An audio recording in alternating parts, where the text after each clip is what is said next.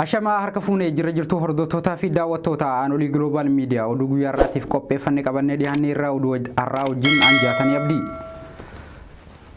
Marii hoogganaa biiroo barnoota Oromiyaa obbo Tolaa Bariisoo Oromoota godina Arsii waliin taasisan irratti hayyuun sikkoo mandoo kan Ameerikaa irraa dhiheenya daawwiif biyya galan mootummaa waliin qindaa'uun deeggarsa meeshaalee barnootaa fi hanqina bu'uuraalee misoomaa godinichaa qabu guutuuf uummataaf waadaa seenan.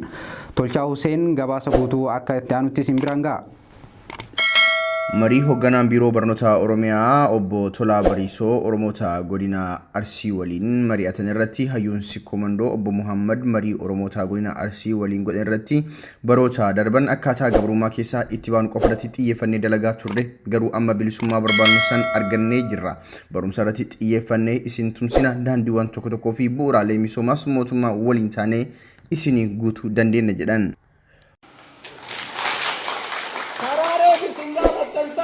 Jara qafamiti suwal intane basu danda'u nurra jira. Mana barnoota kareefi isin gaafataniitiin hin jettan kana suwal ijaaru nurra jira. Bo Muhammad haasaa isaanii itti fuun meeshaalee teeknooloojii sammuu barattoota keenyaa qaruun barattoota keenyaa sadarkaa addunyaatti dorgomaa ta'uuf isaan gargaaran kompiitaroota tokko tokko Ameerikaa irraa isinii galchuus yaada qabna. Kana dura haalichi mijataa waan hin turiniif isinirraa turre jedhan. Bara kompiitaroota ciciisa. Waan adda waan mana barnootaaf ta'uudha ciciisa. Waan laayibrarii keessatti nama ta'uudha bilaa shaanuu nurraa fudhadhaa akka faranjiin jettuutu jira. Bara tokko ittiin baratan bara lammataa akka ibaa baasan jarri. Kan bara kan irra ta'eetu hin jedhe rabbitti nurraa fuudhaatii gaya. Nauma kirama qofa nuu kafalaati. Konteenara lama sadi biyyatti galchina jennee itti gaafannetu jira. Laakiin haga jarri kun achi jirtu hin galchinu jennee morka keessa seenu jechuudha. Maali namni yoo quuqame namni yoo rakkate namni yoo karaa garagalu dhabeetiin hin jedhe qabsootti ta'a du'a gaafa san sodaata. Du'eetiin wanni kun narraa haa jijjiiramu waan jedhu akkasitti namni keenya rakkateetiin inni wayitti haa bahu jechaaf gaafa san dhoogine jechuudha. Ammoo ni dhooginuuf jiraare karaan baname. Nuti kana booda isin gargaaruuf murannoo guutuu qabna garuu ulaagaa tokko nuuf guutuu qabdu innis ijaaramuudhaaf ijaaramaa isin ijaaramtanii jennaan nuti isin waliin jirra jedhan. Akka jiruun galaa jira hin galla isin waliin hojjanna isin waliin dalayna isin irraa wanni eeynu waan tokkoo fi waan tokko qofa ijaaramaa. Ijaaramaa wal argaa wal hubadhaa dimookiraasii jechuun illee waa filuudha. Maal akka filtanillee beeka eenyuun akka filtanillee beeka yoom akka filtanillee beeka akka gaariitti wal hubadhaa ijaaramaati wal argaa waldaa macca tulama jalatti ijaaramaa horii jirta mandoosi kon jalatti ijaarama ituu fi uffannaan jalatti ijaarama bakkee jiru kuni Oromoo miidhu Oromoo tukkoomsa malee tokkummaan Oromoo icciti hinjifannootiin beeytanii icciti hinjifannootii bar mucaa tokko tureef achirraa waa jedhe. Arsiin nagayaan jirtanii maaliif mummunuutaniitiin hin jettan wayitii rakkinni argameetiin hin jedhe rakkinni bakkee eebaa jira lakkinna bakkee san jirutu iyyuu rakkinna bakkee kanaati jechuudha. Akka gaafa mangistuun jedhee waan tokko tokko hin dubbataa miti daaru sillaqat maaluu daarii hona yoo bakkee sanii kan hin mormine taate boru as dhufaniitiin hin tanatti dhufan jechuudha. Kanaaf jabaadha magaalaa keenya jettaniitiin hin mormitan tana itti gala. Akkanumaan teennaan hin ta'u jara keenya yoo haa keessaan qabaatin. Maali nama keessa sagalee kenna sagalee kennuu hin dandeettu jechuun hin danda'amu. Ati ebaluu hin filtu jechuu dandeenya. Ati ebaluu filamuu hin dandeettu jechuu dandeenya. Wanni nu jennu yoo guddatu taate afaan keenya dubbachuu danda'u sirra jira. Aadaa keenya beekuu danda'u sirra jira. Nama hagami namni aadaa keenya beekure afaan keenya namni dubbatu hedduu jiraami. So kanaaf akka hinjifachuutti dandeenyutti irratti hojjechuu nurra jira. Injifannoon kun akka bakka gahu irratti. Dhumarrattis obbo Muhammad Oromoon dinagdee irratti xiyyeeffachuu qaba. Madaalliin bilisummaa badhaadhina dinagdeeti. Gaafa dinagdeedhaan guddanne qofa bilisummaa dhugaasan arganne jechuu dandeenya. Kanaaf dinagdeen murteessaa ta'uu beeknee qindoofnee hiyyummaa keessa bahuuf hojjechuus qabna jedhan. Osoo haasawaa bulle yeroo dheeraadha. Wama ekonomii tokko qofa dubbadhee jira. Ekonomiin murteessaa. Nuti amma bakka du'aatitti, bakka cidhaatitti, bakka maratti homa siyaasaatitti deebine. Diinagdeen keenya, qabeenyi keenya bara daangaan qabu. Daangaan qabu barka ilmaan sikkoo mandoo qofti biyya Itoophiyaa Oromiyaa miti Itoophiyaa guutuu horachuu danda'u. Sambiratti bari yoomataa jirra. Mee maal qabna? Qamadii fuunee achitti gurgurree harcee qamadii birrii 700 gurgurree yookaan 800 gurgurree harcee 1500 bitaa irraami. Foon horii hisaaba birrii 2 birrii 5 gurgurree birrii 2 3 gurgurree birrii 4 5 bitaa jirraami.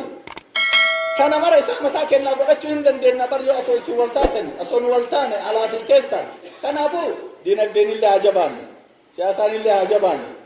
Hawaasummaan illee haa jabaannu. Barnoota ammallee barnoota. Kuni ammoo waan mara nama keessa karaa mara nama keessa dindigni guddaa wayii hin caalu. Barnoota jabaa gaasiin jala ulfaataa galatoomaa. Harmeen Ayyaantuu Girmaa intala isaanii balaa xiyyaaraatiin lubbuun ishee darbee obsuu dadhabuun lafa xiyyaarreetti kufee deemuun daawwatan. Ayyaantuu Girmaa keessummeessituu xiyyaara kanaa yoo taatu balaa uumameen lubbuun ishee darbuu danda'ee jira.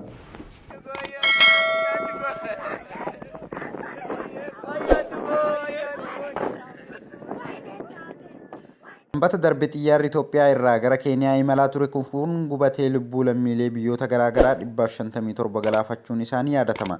Namoota xiyyaaricharra turan keessaa Ayyaantuun Girmaa ishee takka yoo taatu keessummeessituu xiyyaara kanaa turte. Ayyaantuunis namoota balaa kanaan lubbuu isaanii dhaban wajjin lubbuun ishee darbe. Haati Ayyaantuu Girmaa du'a ilmoo ishee kana yeroo dhageettu rifannootaan dachiin itti golgoloofte gaddaan habbuu qatamte. Du'a ilmoo isaanii kanas amanuu dadhaban. Fayyaan manaa biraa baatee turtii daqiiqaa muraasaa booda reeffa ilmoo isaaniittis dhabuun qalbii du'aa dhala isaanii kana ittiin obsan dhoowwe. Haati Ayyaantuu guyyaa kaleessaa iddoo xiyyaarri itti kufetti imaluun akka waan ilmoo isaanii lammaffaa arguu danda'anitti booyaa oolan. Kan du'e hin deebi'u kan irraa hafe of jajjabeessuun dirqama uumaa waan ta'eef booda garaa isaanii sabbataan hidhatanii biraa deemuun dirqama ta'e. Waaqni namoota du'aniif jannata maatii fi firoottan isaaniitiif jajjabina haa laatu jenna.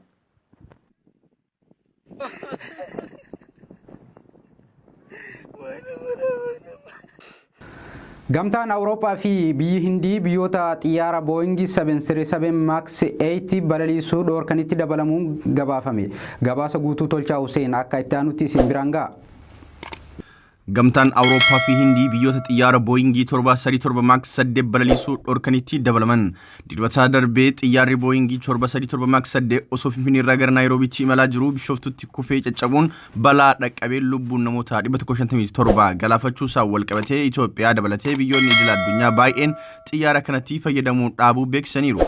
Biyyooti Booyingii 737 Max 8 fayyadamuu dhoorkan keessaa isaan adda dureen Chaayinaa, Awustiraaliyaa, Indooneeziyaa, Jarmanii fi Biritaaniyaadha. Yeroo ammaa kana kaasee gamtaan Awurooppaa fi Hindii biyyoota xiyyaara gosa kanaatti fayyadamuu dhoorkanitti dabalamuu isaanii ibsameera. Akka BBC'n gabaasetti biyyoonni idil addunyaa baay'een xiyyaara gosa kanaatti fayyadamuu dhoorkan illee Ameerikaan garuu ammas xiyyaarri kun balalliif mijataadha jettee mirkaneessitee jirti. Waldaan balaliistota Ameerikaa kan CWA jedhamu garuu bulchiinsa aviyeeshinii federaalaa gaaffilee itti dhiyaachuu jiran ilaalcha keessa galchuun xiyyaara kana yeroof hojii dhaabsisuu akka qabu gaafateera. Ministeerri Siviil Aviyeeshinii Hindii xiyyaara Booyingii 737 Max 8 jedhamutti fayyadamuu hatattamaan akka dhaabus beeksiseera. Ibsi ministeera kun baasee akka mul'isutti hanga nageenyummaan xiyyaara kanaa qilleensa irratti mirkanaa'utti Hindiin itti fayyadamuu akka hin qabne beeksise. Ejensiin aviyeeshinii gamtaa Awurooppaa akka murtee dabarsetti biyyoonni miseensa gamtaa kanaa ta'an yeroof gosa xiyyaara kanatti akka hin fayyadamnes akeekkachiisa dabarseera. Ingiliiz xiyyaarota Turkii Boeing 737 Max 8 lama gara dhufanitti deebiste. Ingiliiz xiyyaarota Boeing 737 Max 8 kamuu bulchiinsa isii keessa akka hin balaliine dhoorkuu beeksistee jirti. Murtee kana hordofuun xiyyaaronni qabeenyummaan isaanii Turkii ta'an Boeing 737 Max 8 balallii isaanii irra ture akka deebi'an ta'eera. Xiyyaaronni kunneen Istaanbul irraa ka'uun gara Barmingham fi Gaatwick imalaa kan turanidha. Itoophiyaa fi Faransaay waliin hojjechuuf waliigaltee mallatteessan. Itoophiyaa fi Faransaay investimentii fi raayyaa ittisaa dabalatee dhimmoota adda addaa irratti waliin hojjechuuf waliigaltee mallatteessan. Itoophiyaa fi Faransaay waliin hojjechuuf waliigaltee mallatteessan. Itoophiyaa fi Faransaay investimentii fi raayyaa ittisaa dabalatee dhimmoota adda addaa irratti waliin hojjechuuf waliigaltee mallatteessan. Muummeen ministeeraa Dr. Abiy Ahmed kaleessa daawwii hojii guyyoota lamaaf Itoophiyaa kan galan pireezidaantii Faransaay Emmanuel Macron waliin mari'atanii jiru. Waaree booda Laallibalaa daawwatanii galgala waajjira muummee ministeeraatti dhimmoota waloo irratti mari'achuun waliigalteewwan mallatteeffamanii jiru. Uummataa fi biyyoota isaanii fayyadamoo taasisuu fi fooyyessa faayinaansii fi diinagdee irratti kunuunsa hambaalee ijaarsa dandeettii raayyaa ittisa biyyaa fi investimentii irratti waliin hojjechuuf waliigalteewwan mallattaa'anii jiru. Sirna waliigaltichaatiin booda muummeen ministeeraa Dr. Abiy Ahmedii fi pireezidaantiin Emmanuel Macron ibsa waloo laatanii jiru. Muummeen ministeeraa Itoophiyaa humna galaanaa fi qilleensa cimaa ijaaruu akka barbaadan kan ibsa yoo ta'u, waliigalteen mallattaa'e sanarratti waliin hojjechuu kan dandeessisudha jedhan.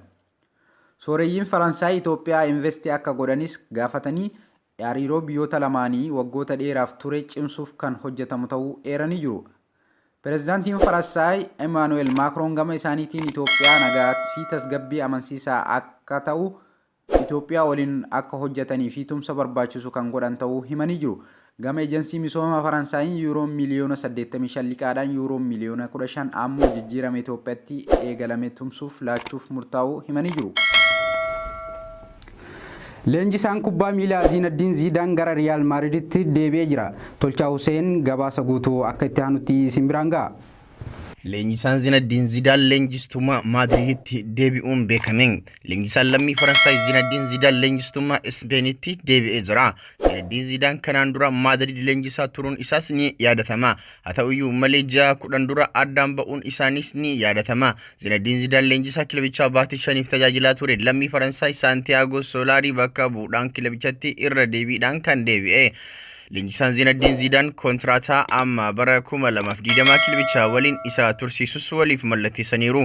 Zinedine Zidane nama umrii waggaa 46 yommuu ta'u, waggoota walitti aanoo 3 Real Madrid waliin geeba Champions League kaaseera. Egaan dhaggeeffattootaa fi daawwattoota keenya kabajamoo oduu guyyaa har'aatiif qabanne kanuma fakkaata. Oduutti aanutti yeroo biraa hanga walitti deebinutti turtiin keessan turtii gaarii isiniif haa ta'u.